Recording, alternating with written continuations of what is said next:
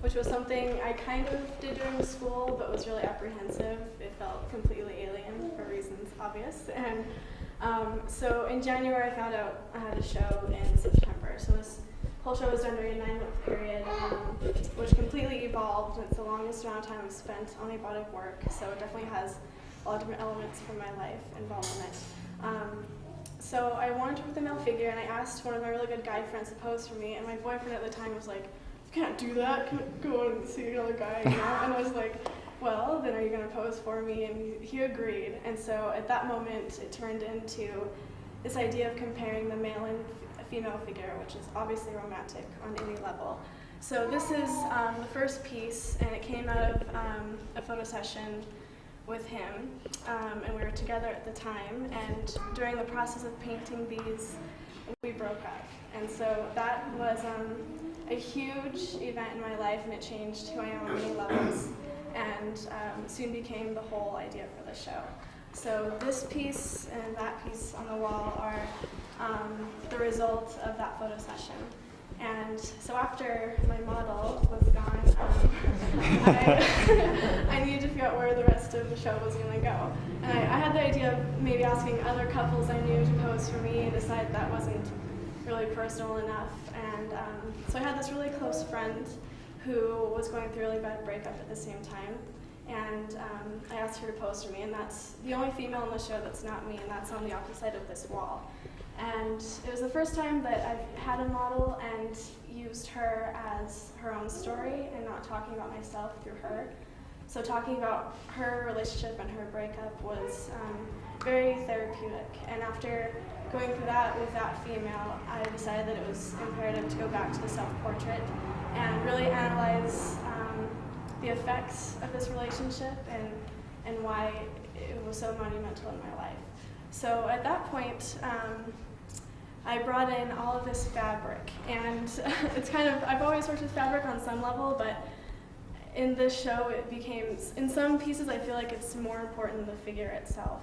So I started using this perspective when I was doing my photo shoot of an aerial shot, like setting up my tripod and shooting downwards. So that completely eradicated these plain backgrounds I'd been using, because I was forced to work with the ground literally now. So that was the impetus for all this fabric in the background. And during that same time, I really need to investigate the importance of fabric through history, and I had a group critique with some really good friends, and they mentioned to look more into Renaissance work than I had been. And so I got really into Flemish work from the 14th, 15th century, and while I was looking at that work, it's hard not to really understand that it's completely religious. And I love Jesus, I think he's cool, but it's not about him, and it's not about all of those religious implications. But the idea of that narrative and that blatant expression of emotion, Mary's weeping over this dead body, you don't see that in contemporary art anymore, because it's cheesy or it's too dramatic. And so I was really, really impassioned by this emotion that they were displaying. So I moved on to this wall, and whenever I work, I start a show, I think about the space I'm in. And so I've really gotten into this idea of making the paintings on a wall speak as a whole and as a narrative. And so along with the titles, they began to flow into sentences. And so this wall is understanding this, death of the Virgin. And I'm not comparing myself to the Virgin Mary by any means, but it was this idea that through that relationship, this virginal innocence that I had, like a quality of mine, was definitely killed and taken away. And so I kind of went to this basic 3 colors that in history they're kind of the most primary colors you can have, which is red, black, and white.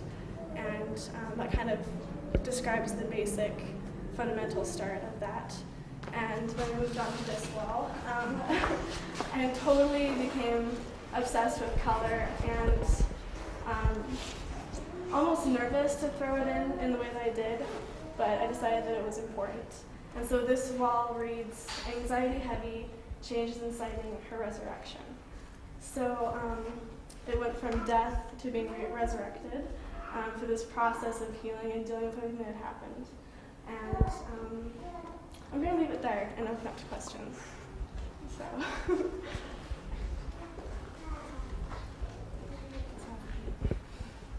Go for it. So all of these paintings and these are all you? Yeah, these are all self-portraits. And these are me with him. So when you say resurrection, coming out of breakout? Yeah, coming out of the depression of it, like the heavy weight and understanding and learning and growing from it. Why did you choose to split canvases? And that's kind of another subject matter too. I was in the process of forming the conceptual idea. I decided to put meaning into the numbers that I was using, as in the dimensions on the canvas.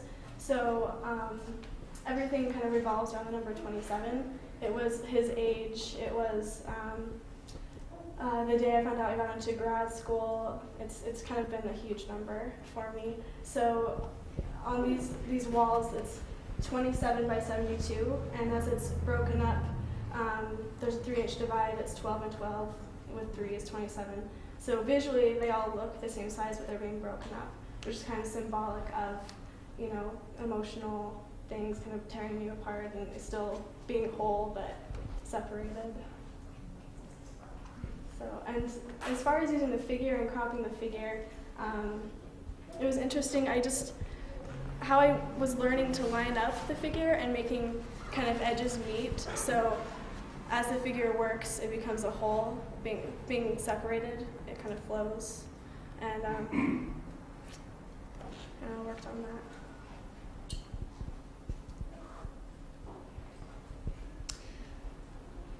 I know Jenny's work intimately, and so I have lots of questions I can ask.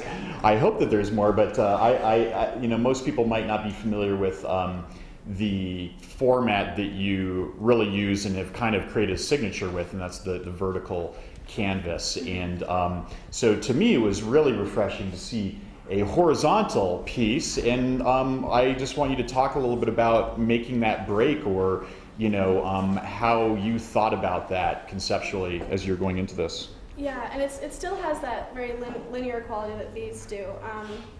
It actually was derived from the photograph itself, and I really wanted to work with that hand clasp, but the lower parts of the body just didn't flow the same way. So it was basically really because I really wanted to use that pose, and so it became a narrative this way instead of that way. And I wasn't sure if I was going to be another horizontal and how it would flow into it, but the photo session is really important. A lot of things happen within that space, and it's like you're acting and you're performing. And when I'm just using myself, I have a digital camera and I set a timer, so I just pose underneath it and then run back and look at it and pose. So it's this huge action, and all of these emotions come out during that process. So it definitely influences my original little sketch that happens. I had a comment and a question when you talked about how the lining up with the bodies, and I just think that's really, I love what you did with that, because it kind of symbolizes this, like, each body is individual in each canvas, but at the same time they're linked, and it represents the kind of universality that really, really personal work can have. It's like the deeper you go into yourself, the more universal the message becomes, and that's what I think is really strong about this work. So I really want to commend you for that. Well, it's always a stress, and even like standing up and talking about this is about my breakup, and just hoping that people don't think it's cheesy or can relate to it, So it's always, and I can't not work from a personal place. Like even when I started the idea of working with the male, I was just like, I don't know how I'm going to do this. And I mean, it was just heaven sent that it was with this person that I was involved with, and it became about us and the situation. So.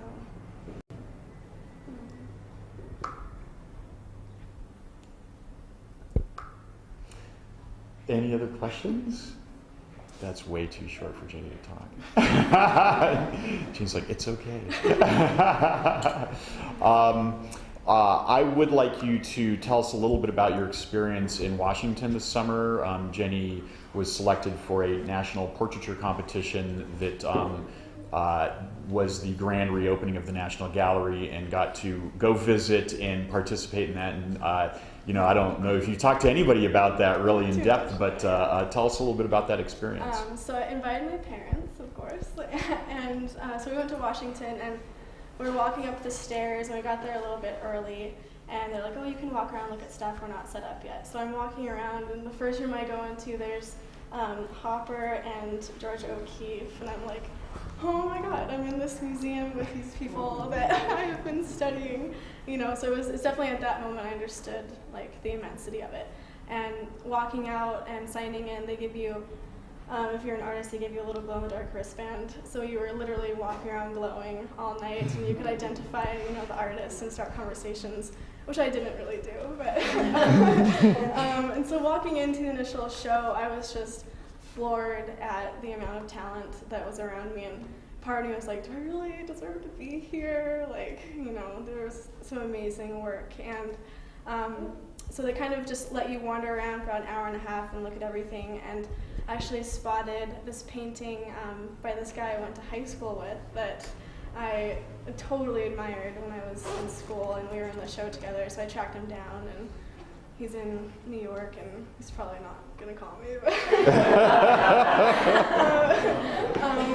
and then at the end of the night, they're like, okay, well, let's paint, and so we went to the third floor, and they had a full bar and hip-hop music and a dance floor, and near the end of the night, they played all these oldies, and I witnessed my parents doing the twist, which was great. And at the end of the night, I slow danced with my dad, which was a huge moment because he was the reason that I'm there, and so it was beautiful, and I wouldn't take back a second of it. So I feel extremely lucky to have had that experience.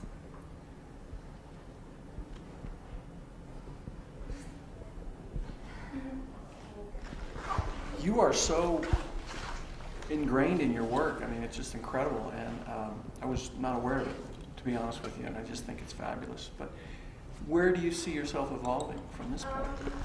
Actually, like in school right now, I really want to start painting. I'm having a problem trying to find wood because I don't sell redwood on the East Coast, which is what I make my frames from. And I was calling around, and finally the last guy, I was like, where can I find this wood? He's like, try California. Okay. So once I can find some wood to make my frames, I want to focus completely on fabric. And so my first painting, I'm just going to take away the figure altogether and just investigate the meaning of color and the movement and why I'm so fascinated with it. So I don't know how long that will stick, so I'll probably yearn for that figure again, but it's definitely my next direction. And I just started reading this book called Blue, A History of Color, and this art historian tracks the meaning and usage of color through history, kind of following the color blue because it has an interesting path and he compares other colors to it. And he was talking about how the first kind of triad in primary colors, he said, are red, black, and white. And that's kind of where a lot of our symbolism comes from. White now means purity because when you make cloth, it's wool, so it starts out being white and pure. Red was the easiest color to dye. It was used from matter, and so that meant power and evolution and humans controlling the situation. And black is soiled and dirty, so that's where that negative connotation comes from. And in the usage of color, color didn't really come in until about the 11th or 12th century, and blue wasn't even popular until about the 15th. You don't see it in Greece or in Byzantine work very much. So that was extremely interesting. So I'm really getting into the history of color and how it affects. So. Tell us a little about the program that you're entering into, just why you wanted to go to the school. I understand that the school you're going to was one of your top choices for graduate school. Yeah, well, number one, it's in New York, and I wanted to tackle that beast while I was young and, and just deal with it on that level. So it was in New York, and when I visited, the one line I remember the person saying is that we're workers here. Like, we're not very academic as compared to like Columbia or Rhode Island. They're very academic. we're workers, so we're always going to be in our studio. And I was like, okay, I can do that, you know. So it's a very open program. I've had 2 classes so far. The first professor just kind of lectures about 15 minutes, then meets with everyone individually, and so I'm excited. There's a lot of freedom within it, so yeah. Why do you use redwood? It's temperature treated, so it doesn't bend through elements. If you ship it to the East Coast where it's humid, it's probably not going to warp. It's usually cut extremely straight, and it's a soft wood. It's easy to staple and drill into.